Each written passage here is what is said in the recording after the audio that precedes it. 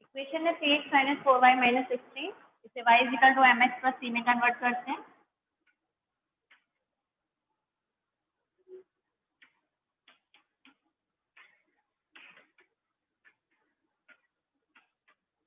y is equal to mx plus c से compare करें तो m इज इक्वल टू आ गया 3/4। अकॉर्डिंग टू क्वेश्चन आपको परपेंडिकुलर गिवन है यहाँ पर कि परपेंडिकुलर फ्रॉम, तो परपेंडिकुलर के लिए क्या होता है m1 into m2 is equal to -1। It means m2 की वैल्यू आ गई मेरे पास -4/3। नाउ अब एक हमें पॉइंट गिवन है, ऑलरेडी पॉइंट है मेरे पास -1/3 और ये मेरे पास स्लोप आ गया। तो इक्वेशन ऑफ लाइन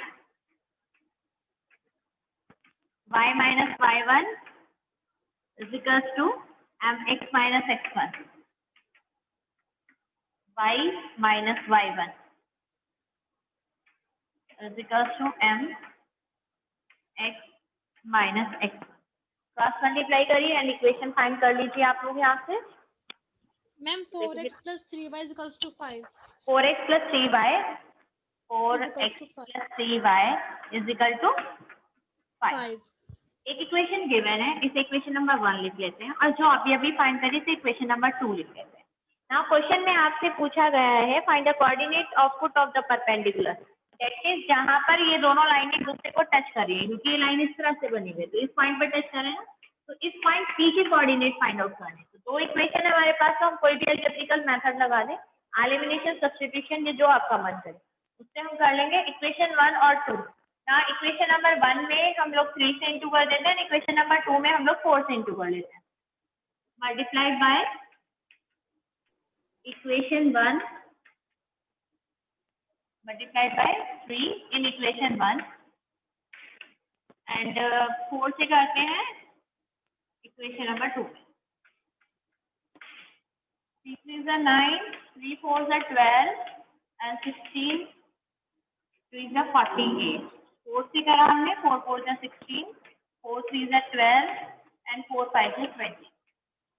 y वाला बिल्कुल सेम है हमारे पास, बिल्कुल कोएफिशिएंट 12y दिख रहा है लिखा हुआ, और साइन भी कैसे है अपोजिट, तो दैट मीन्स वो कैंसिल हो गया वैल्यू हमारे पास। इन दोनों को ऐड करा 25x is equal to 68, x is equal to आ गया बेटा 68/25। x की वैल्यू आ गई, y की वैल्यू आप निकालना चाहते हैं तो इक्वेशन 1 में, इक्वेशन नंबर 2 में पुट करिए and find your value y, वही आपका कोऑर्डिनेट होगा जो आपको फाइंड करना था। डन। क्वेश्चन नंबर 15 में आपको एक पॉइंट गिवन है origin 0 0 that means, and second point given है आपको -1 and 2। सबसे पहले हम इन दोनों से स्लोप का फाइंड कर लेते हैं। डायरेक्ट आप लोग इक्वेशन लगा नहीं, पहले स्लोप निकालो। m is equal to y2 minus y1 upon x2 minus x1। Calculate करा -2 आ गया। परपेंडिकुलर का है तो m1 m2 is equal to -1, that means m2 की वैल्यू कितनी आ गई निकल के यहाँ से 1/2। नाउ इक्वेशन निकालनी है, इक्वेशन ऑफ लाइन। स्लोप तो ये होगा हमारे पास, और स्लोप के साथ ही हम लोग पॉइंट कौन से रखेंगे, पॉइंट ये वाला रखेंगे। तो y minus y1 is equal to m x minus x1। Calculate करा इसको, जब कैलकुलेट करेंगे तो ये आ जाएगा मेरे पास 2y minus 4 is equal to x plus 1। y is equal to mx plus c की फॉर्म में चलते हैं पहले बना के, x plus 5 y is equal to x upon 2 plus 5/2। Equation of line आ गई, और ऑलरेडी इक्वेशन से कहा y is equal to mx plus c, तो हम लोग इसकी कंपेयर कर देते हैं y is equal to mx plus c से। तो what the value of m is equal to 1/2 and c is equal to 5/2। देखिए x का कोएफिशिएंट कितना है तो 1/2 एंड c कांस्टेंट वैल्यू कितनी है यहाँ पर 5/2। परपेंडिकुलर डिस्टेंस निकालना है आपको। क्वेश्चन नंबर 15 में हमारे साथ है question number 16, the length of given है हमें, इक्वेशन गिवन है, पहले इक्वेशन लिखते हैं minus y sin theta, equation of line is equal to k cos 2 theta. First ये है, एंड सेकंड गिवन है हमें x sec theta plus y cosec theta equal to k. और आपको इन दोनों की परपेंडिकुलर डिस्टेंस, पहले वाले के लिए perpendicular distance P and second वाले के लिए Q है, और दोनों की ओरिजिन से फाइंड आउट करनी है। That means P is equal to, formula होता है modulus ax1 plus by1 plus c upon under root a square plus b square. वही फॉर्मूला लगाते हैं, modulus a, what the value of a की value कितनी है यहाँ पर cos थीटा, ठीक है ना, a की वैल्यू कितनी है cos थीटा की इंटू किससे कर दी हम लोगों ने ax1, x1 की वैल्यू क्या है 0, प्लस फिर यहाँ पर हमारे पास b की वैल्यू और फिर y1 की वैल्यू, एंड देन बाद में क्या आता है c, तो minus k cos 2 theta upon denominator में कौन आएगा under root a square plus b square. Calculate करा, देखिए sine square plus cos square theta क्या होता है 1, ट्रिग्नोमेट्रिक आइडेंटिटी से 1 का अंडर रूट कितना हो गया 1, ये 0 हो गया, ये 0 हो गया, डेट इज केवल कौन बचा यहाँ से k cos 2 थीटा, और वो भी मॉड्यूलस के अंदर है तो इसका नेगेटिव साइन भी क्या हो गया cancel, k cos 2 theta. p की वैल्यू आ गई आपके पास निकल के। सिमिलरली जैसे p की आई है इसी तरह से आप q को फाइंड करना है, उसकी डिस्टेंस हमें q गिवन है, तो ये स्टार्टिंग वाले तो वही हो जाएगा sec थीटा, x1 की वैल्यू 0 है, cosec थीटा, y की वैल्यू 0 है, एंड कांस्टेंट वैल्यू क्या है मैंने यहाँ पर बेटा k, डिनोमिनेटर में आ गया sec square theta plus cosec। अब ऊपर वाले पार्ट में तो केवल कौन बच रहा है माइनस का k, माइनस k का मॉड करेंगे तो क्या आ जाएगा, बट नीचे वाले डिनोमिनेटर में जैसे यहाँ पर तो डायरेक्ट आइडेंटिटी आ गई थी ट्रिग्नोमेट्री की, ये कोई आइडेंटिटी नहीं बन रही डायरेक्ट, तो इसको हम पार्ट को सॉल्व करेंगे, उस वैल्यू निकालते हैं क्या होगी। मैंने इसको कन्वर्ट कर लिया in term of sine and cos, तो सेक को तो लिखेंगे बेटा 1 अपॉन कॉस स्क्वायर थीटा, और कॉसेक स्क्वायर को लिखेंगे 1 upon sine square theta.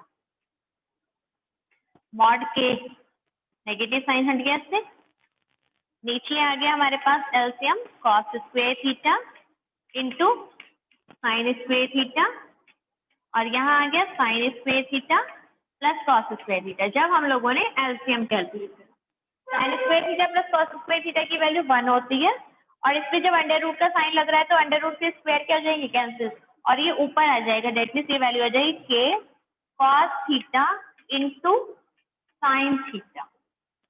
p की वैल्यू आई k cos 2 थीटा, q की वैल्यू आई k cos theta into sine theta. Done.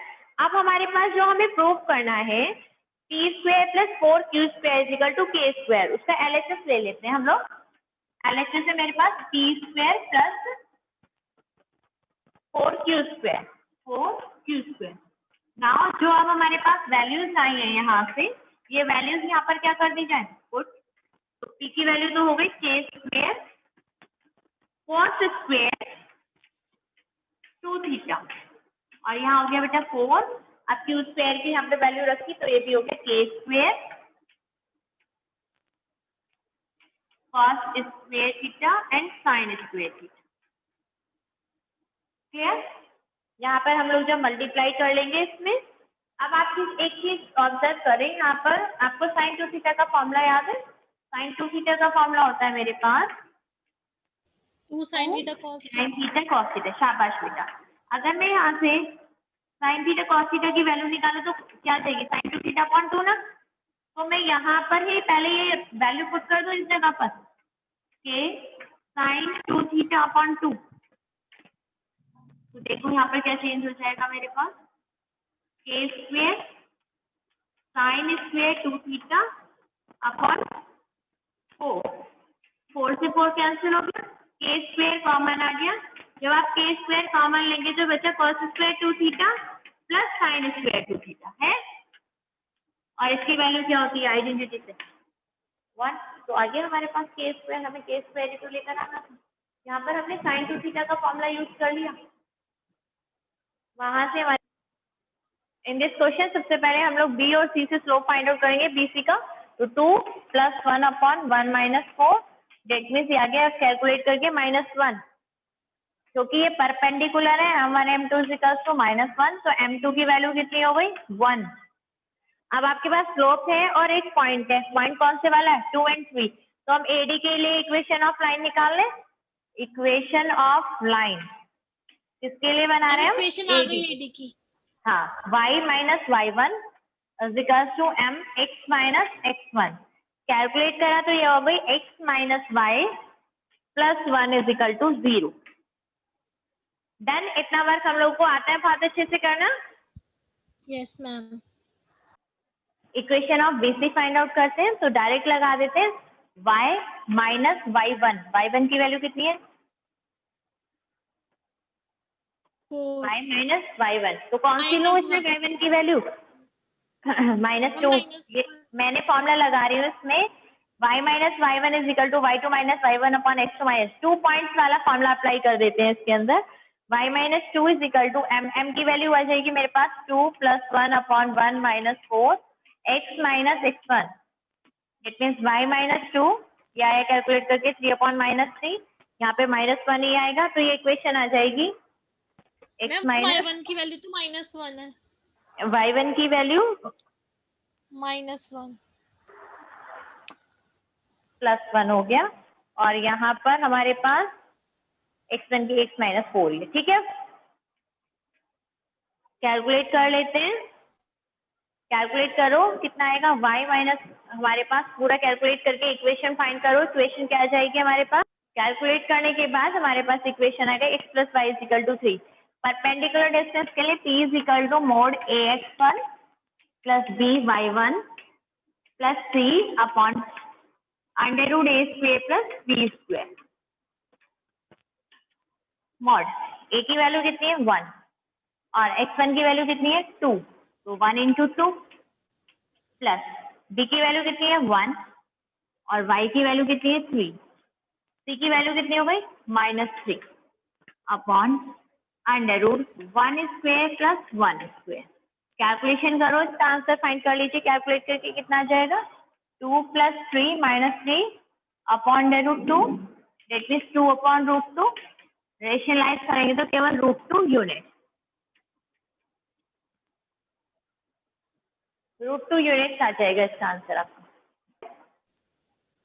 हम लोग यहाँ पर इक्वेशन लिख लें, इस वाली लाइन के लिए इक्वेशन लिखो। इक्वेशन ऑफ लाइन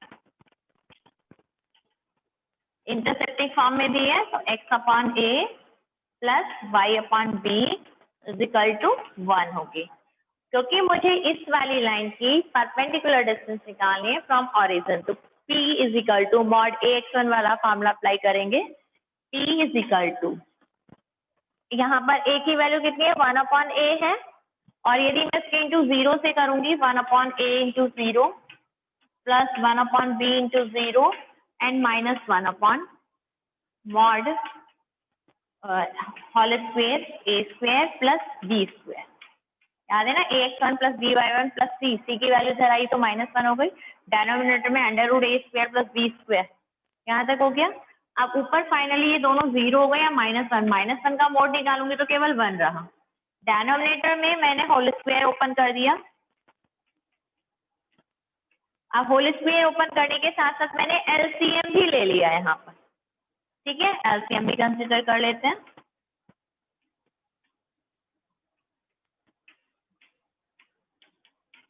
अब जब ये वाली वैल्यू अंडर रूट से बाहर होगी तो ए बी की फॉर्म में कन्वर्ट हो जाएगी, A B upon mod A square plus B square as like it, और इजिकल टू में कौन चल रहा है पी।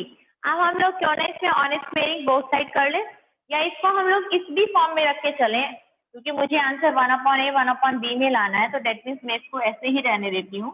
यहाँ से मैं इसको कन्वर्ट कर लेती हूँ। ये मेरे पास जो वैल्यू हो गई कैलकुलेट करके 1 upon P equals to mod ये under root 1 upon A square plus 1 upon B square आ गए, तो ये 1 अपॉन पी हो जाएगा ना, ये इधर आ गया इधर आ गया। ऑन स्क्वेयरिंग बोथ साइड कर दी जाए तो ये वैल्यू हो जाएगी, जब हम ऑन स्क्वेयरिंग बोथ साइड करेंगे 1 upon P square is equal to under root और स्क्वायर आपस में कैंसिल हो जाते हैं, 1 upon A square plus 1 upon B. Done, यही आंसर आपको लेकर आना था ना, तो इतना लेंथी कैलकुलेशन करने की नीड ही नहीं पड़ी, यहीं से हमारे पास आंसर फाइंड। क्वेश्चन नंबर 1 में हमें इक्वेशन गिवन है और जिसमें हमें k की वैल्यू फाइंड करने के लिए कहा गया है। k - 3 into x minus 4 minus k square y plus k square minus 7k plus 6 is equal to 0. And parallel to x axis हमसे कहा है, parallel to x axis का मीनिंग है parallel to x axis. That means coefficient of x जो होगा, coefficient of x जो होगा वो becomes 0, वो 0 के इक्वल होगा. तो coefficient of x की वैल्यू क्या है यहाँ पर?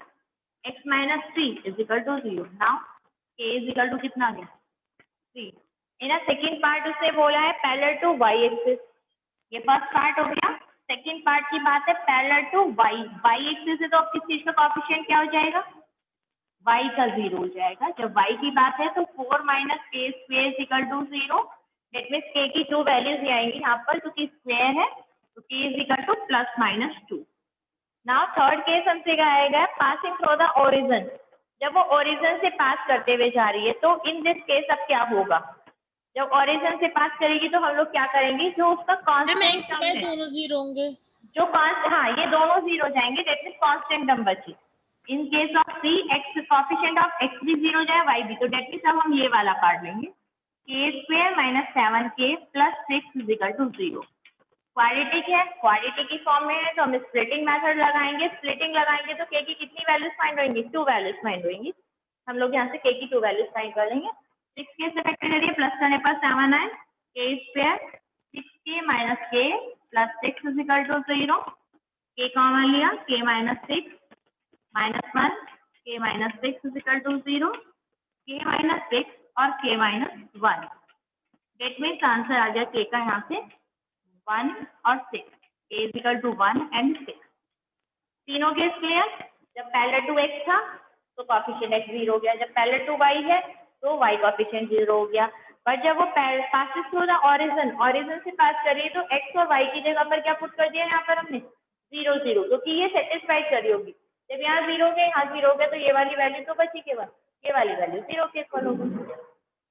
क्लियर. जब कोई चीज कहीं से पास होकर जा रही है तो डेट सेटिस्फाइड करिए, तो x और y के पहले से वो